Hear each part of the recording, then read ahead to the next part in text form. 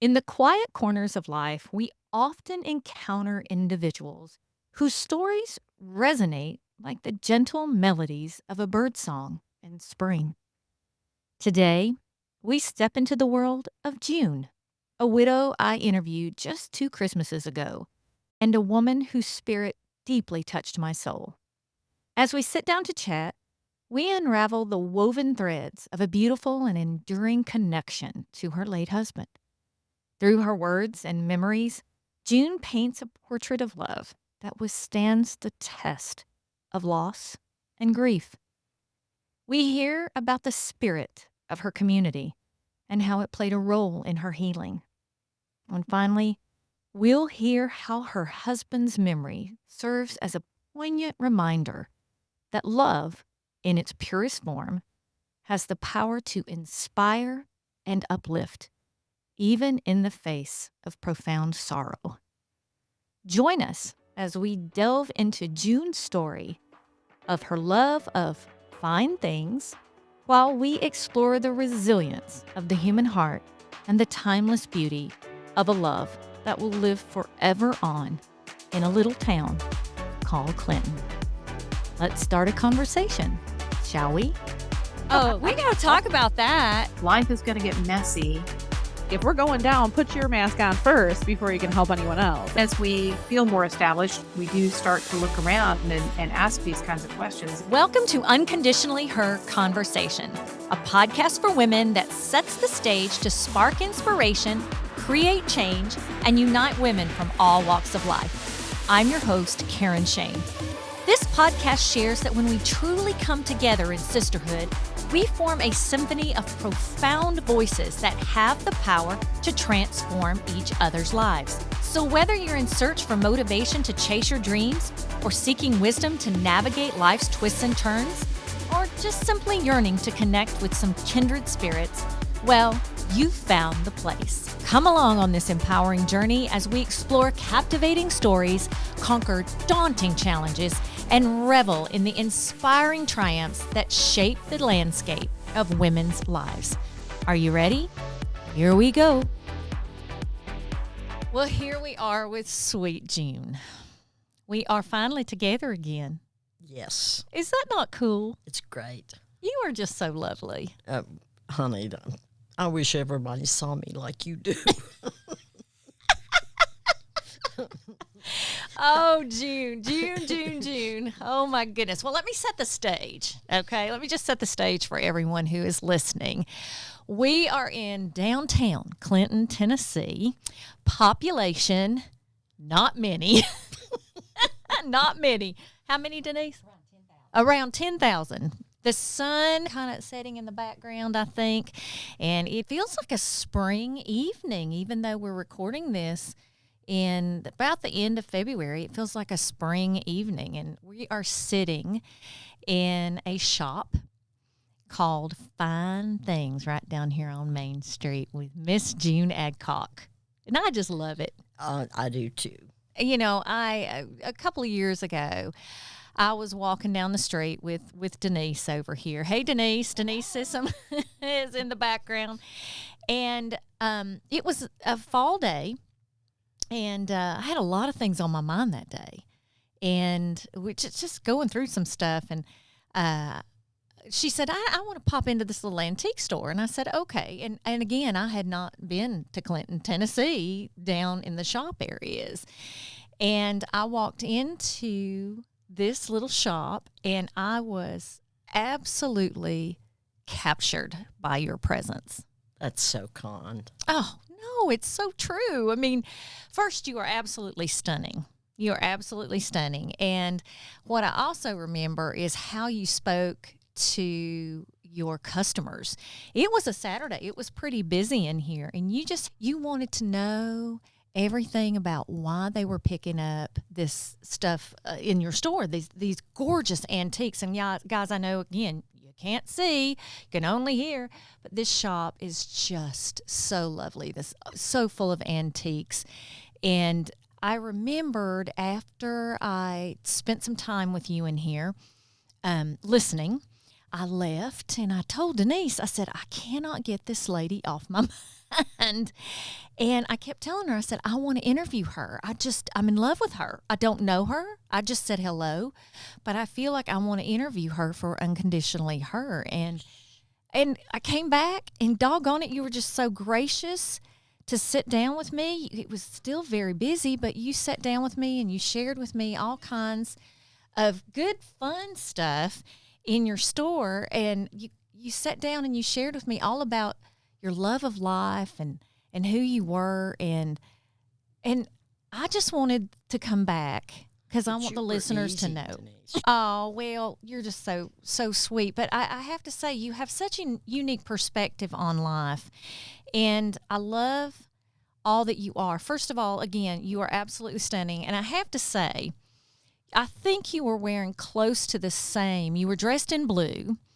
And, I talked about how you are. First of all, how old are you? You want to share? I'm going to be 85 this year. She's going to be 85. She has less wrinkles than me. Oh, my gosh. It's just, how do you do that? Well, you just put one foot in front of the other and keep going. Forget the cold cream, right? That's only good for a little while. Oh, but I bet you have some really good secrets, don't you? Look at yeah. And I bet you're not going to give them away, are you? If I could remember them, I might. Well, I want to know, first of all, how long have you been part of this community? 40 years. Wow, 40 years. 40 wonderful years. Oh, and that's in downtown Clinton, right? Yeah. And you have had the shop for? Well, I first started out with a booth in other stores, and then I formed a partnership with some girls, and we opened a store of our own, and that wasn't the greatest thing. I liked it and enjoyed it, but I ended up working more than anybody else, so I just decided I would do it on my own. That way I had it all my way. Not that you are opinionated, are you, June? Definitely not. So you've been a part of this community for 40 years, but you have been on this planet almost 85. So tell me about young June. Oh, she was full of it. I worked. I've always worked. I've always been part of the working force and loved it. I never really was a good housewife. I just loved to be out with people, have a good time, and work. And so growing up, where exactly did you grow up? I grew up in Oak Ridge. Oh, okay. So I glow in the dark. Okay. That is Oak Ridge, Tennessee, famous for The atomic bomb. the atomic bomb. And Oak Ridge is 10 minutes down the road, basically, right? Yeah. So you grew up in Oak Ridge. And as a young girl, what did you do other than work?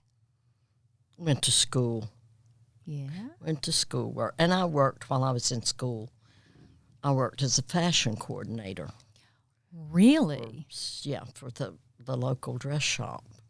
Wow. It's called the Nettie Lee Shop. It was in Jackson Square here in Oak Ridge. Oh, my goodness. And what was that like? And how old were you at that Fun. time? 16. 16. Wow. Fun. So I sit here and I look at you and I look at this gorgeous jewelry. I mean, you're just so beautiful and you're silver. And I'd love to know, how many bracelets are you wearing today? I can't count that high. Oh, they go halfway up your arm, right? They do. That's my weapon. So fashion and beauty and all has been part of your life, right? Anybody can dream. Anybody can dream. So as you are growing up in Oak Ridge and you are into fashion, what brought you to Clinton, Tennessee? I've always liked furniture and antiques and home interiors. Wow. So that's the way I got started in it, just buying things, going in stores and buying things. And you have how many children? One daughter. One daughter. But I have 9 great-grandchildren. 9 great-grandchildren. My goodness. And their ages are? My oldest is 12 and my youngest is 2. Oh, my goodness. I bet they keep you very, very busy. Oh, listen, it's a busy life. But this store is really my life. This is what I do more than anything else, is this store. And how did this store come to be? Well, I just wanted to do it on my own, and rather than to be part of a store. It's never done the way you would do it. So to do it the way I would do it, I had to do it on my own. Well, something really special happened to you. You met a man named Raymond. And that's where our story, my story and your story, and how they collided on this path in this sweet little antique shop. I heard about this man named Raymond. So tell me who Raymond is. The finest man that was ever born. Oh. Just one of the greatest people I have ever known. One of the nicest, most mannerable, just a wonderful person. Tell me when you met him and what that day was like. Well, the first time I met him, I was working in an automobile dealership. Mm-hmm. And he was selling cars, a wholesale dealer. And he sold cars to the dealership I was in. And he would just come through and speak, just a nice gentleman. And I would just think, he's so nice. And you think, can he be for real? But he was for real. Now, you had a daughter, right? I have a daughter, Lisa. And she was very young because 5 you years had old. Yep, because you had a marriage that didn't quite work out like you had hoped it would. At all. And that is part 2 of the podcast, which I learned about tonight. Ooh, that got interesting. So, Yeah, that was quite interesting. oh my goodness. But Raymond just kind of waltzed into your life, and he was this very kind, debonair man, and he knew you had And a body- persistent. Oh, and persistent. Yeah, you want to tell us about that? Well, he just insisted, and he would say, why don't you go to dinner with me? And so I said, I have a little girl. I work all the time, and I have a little girl that I don't leave at night. And he said, she would go with us too. So that can't be an excuse. So she was 5. She was 5. Wow. So I went home and told her we had a date. Oh, And we did. wow. And how was the date, June? Oh, listen, she sat between us in the front seat, and the 2 of them didn't shut up. Like parrots with their feet hung. Just, I think it was love at first sight. For those 2, right? Oh, wow. And how old were you at the time? 30, You were 30. 30. Well, let's see, I have to add it and subtract. Well, that's okay. You were It was 30. in my 30s. And Raymond was around your age, too, right? Yes, Yeah. a couple years older than I am. So how did that progress from there? Well, from there was just no one but Raymond. I mean, he lived in Chattanooga at the time, and he came back and forth to Oak Ridge selling cars, and I was working there, and it just progressed. I swore that I would never, ever marry again, and I lied. And I think that persistence sounds like it was from Lisa, too. Oh, listen. Yeah, she would say, Mama, let's marry Raymond. Let's. Let's marry Raymond. So it finally happened, and you did. I did. And you both moved to Clinton at that time? No, we lived in Oak Ridge. Okay. And we moved a short time to Bristol. He ran a dealership in Bristol. And I didn't like Bristol, so we came home. Good. And Raymond developed kidney cancer after he bought the dealership and had it for a while. And when he developed kidney cancer. We knew it was terminal, and he sold the dealership, and I wanted out of Oak Ridge, so we moved to Clinton. Of course, had my shop here all the time. You know, I was running in and out doing that too. So You said something to me when I first interviewed. You said he was the greatest man that ever lived. 100 years with him would have never been enough. it wouldn't have. No, I haven't changed that at all. Well, tell me what has made that love so special. Well, first of all, Raymond was a gentleman, and he treated me like a lady, like a very, very special lady. And he loved my child, and he let it be known that he loved my child. And that in itself was enough for me. But Raymond never quit dating me. Oh. He would call and say, "Get your high heel sneakers on. We're going dancing."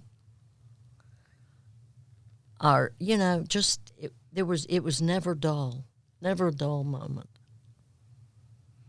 The most giving, most unselfish, kindest person I've ever known in my life. Oh, wow. He never, ever told anyone that Lisa wasn't his, because she was. Wow. He used to buy you the finest things, or he would say you deserve the finest things. He did. And now this little shop is called Fine things. Fine Things. Yeah, if I had to be careful when I commenting on things, because Raymond would go buy them. Wow. You can't imagine what it's like to live with someone like that. And you also can't imagine what a hole it leaves when they leave. You know, we talked about that a little bit, and you talked about how this community of Clinton kind of helped heal you. Healing. Yeah. Tell me a little bit about that. The store has been my salvation, really, because it involves people, and I have a young lady that helps me, and she has helped a lot. She's young, has good ideas, and but there's never a day in my life that I don't think about him. You know, you had to deal with a lot of grief when he passed. And you talk about the community, but it was ultimately your responsibility to rebuild your life. And what did you discover about yourself and your capacity for love during that time? I decided, or I discovered that I could love more than I thought I could. After my divorce, I didn't think I would ever love anyone. And also, the shop. I love this shop. And really and truly, the shop has been my salvation. It's people coming and going all the time. And these people aren't ordinary people. I get notes from people when they leave here. People call. And I also, during the snow we had, I bet I had 10 people call and ask me if I needed anything from the grocery store, or if I needed it. You know, you don't find that everywhere. And you don't find it every day. But Clinton people are special too. Well, I think they think you're pretty special too, you know? Well, let me tell you, all it would take is a phone call. That's all. Whatever I needed. And even I had customers offer to to help me take care of my sister, whom I was taking care of during all the last year. And it's unreal. And the healing. There's such a beautiful part about this little sweet downtown. It draws you in. And I felt that way when I walked into the store. And I love the fact that listening to you love listening to people's stories. I do. And finding out. And I love the notes that you talked about that you get. And you have repeat customers that come in, and they just come in to sit down and talk to you some. Well, I'm now selling people's children. I mean, I've sold their mother and dad a Wait, house we need. full. Yeah, I started to say we need to clarify that. I'm selling people's children. Oh, yeah, that would be a good business, wouldn't it? But they have become my customers. Their Yeah. children have. And it's awesome. And their grandchildren. I have to ask this. Love today, it seems like, is so different. And Denise and I have had several conversations the last few days just about generations and just how life evolves and how busy life is and how technical life is today. And, you talk about Raymond and you talk about how you were the most important person, and you talk about that you never stopped dating. And today we live in a society that love has a different meaning. And it's sad in a lot of ways. I mean, we all have to grow and we all have to progress, but Not in a selfish way. The answer to that is selfish and selflessness. To put somebody before yourself and think about somebody before you think of yourself. Because people matter and they love to be loved. I try every day to give something, no big things. Maybe it's a book. Maybe somebody picks up a teacup and saucer and they really like it. And it could be they're the first time in my store. And I just wrap it up and give it to them. It's, it makes people feel good. It makes people feel important. And they are. Some of the most significant lessons of life you have taught, I'm sure, to many people. Well, I learn. And you have learned. Share with me some of the most significant lessons you've learned that you've passed on now. The biggest thing, I guess the best thing I've ever learned is the way to interact with people. Everyone has problems, and sometimes they just need an ear. Just someone to listen. And I do a lot of that. I do a lot of listening. I said that's the reason the Lord gave you 2 ears and 1 mouth, so you could listen twice as much as you talk. But I guess learning to share and to let people in, just to let people in where you live. You said you had 9 grandkids. What do you try to teach them? There's a lot of them. But, they're kind to each other. And I think that's the biggest thing in the world is kindness. That'll get you more places than anything else. How has your definition of happiness? Because you have your life with your daughter, and then you have your life with Raymond, and now you have your life at the store. How has your definition of happiness changed over time? Acceptance. Acceptance. You have to accept what life deals because that's something you can't control. We all have problems with illness, but just accept it. Don't dwell on it. Do the best you can and go on. I think that's about the best lesson in life we can all learn and all teach. I have one more question for you. Right over there, there is a photograph of Raymond. that you pointed out to me in your last interview, and I'm getting choked up as I talk about it. He sits on the shelf right next to the register. What does he say to you It's a every day? reminder of my happiness. Because I can't think of him and not smile. Wow. And he still every day delivers you fine things.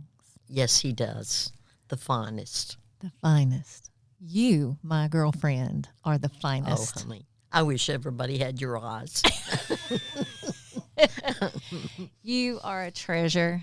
You are absolutely a treasure. Golly, the day that I walked in here, you changed my life. Oh, what a kind thing. No, you really did. And I was going through a tough time that weekend, and I remember. And your smile, your presence, your flawless beauty, because obviously it gives us something to look forward to. And yes, you will share the secret. But girl, let me tell you, you may be 85, but you can run circles around everybody. See, the secret is just don't ever stop. And some fine wine, I hear. Yeah. Yeah, that doesn't hurt. We'll just go find us some wine, June. How does that sound? That's a good idea. I think we can do that. Thank you so much. Thank you. Thank you so much. It's always a pleasure to hear from you and see you. I just love you to death. Well, I love you. Thank you for listening, everyone. Just a little tag on the end. June, Denise, and I indeed did have some time of wine and wonder after her podcast. And I learned a little more about June's story I felt I wanted to share. As you know, June's husband, Raymond, traveled frequently for work.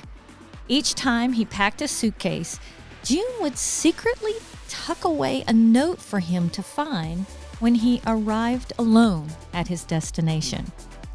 Sometimes it was a single word, other times a longer proclamation of love, and occasionally, as June puts it, the notes were a bit risque. But every time, these little note gems conveyed how much Raymond was loved and missed. Now, believe it or not, they never really talked about those notes. June just loved to write them, and she could only hope that they were read. Shortly after Raymond's funeral, June faced the heartbreaking task of sorting through his belongings. While cleaning out the dresser drawers to give the garments to charity, she discovered a manila envelope buried in the back. Not knowing what she would find, she carefully opened the package, and there they were. Tattered and torn from age, she found every note she had ever written to Raymond during his travels, carefully preserved. Today, Raymond's house slippers remain where he last left them. And each time June passes by, she tells me she still has a few things to say and talk about. And she moves forward each day, finding herself smiling at the fine things she once had and the beautiful life she carries in her memories. Until next time, everyone.